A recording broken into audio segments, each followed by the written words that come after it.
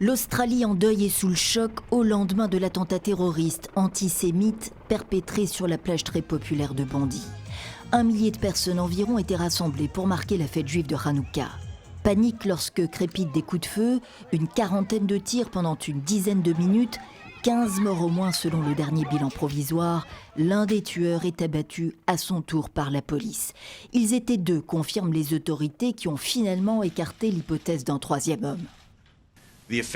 Les assaillants sont un homme âgé de 50 ans et un autre âgé de 24 ans, père et fils. Le premier est décédé, le deuxième est actuellement à l'hôpital dans un état critique. Navid Akram, le fils, né en Australie, était connu des services de renseignement depuis 2019.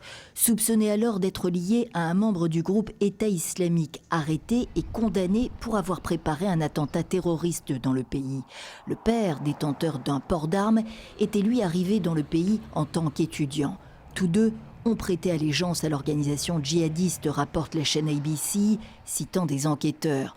2 drapeaux de l'EI retrouvés dans leur véhicule.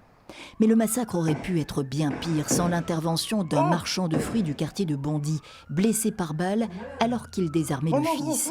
Il a été opéré dans la soirée. C'est un héros, c'est un héros. On le voit sur les réseaux sociaux. Ahmed Al-Ahmed, la quarantaine, père de 2 enfants, a raconté être intervenu pour sauver ses voisins de quartier menacés. Le courage d'un homme discret. Tout un pays lui rend hommage depuis.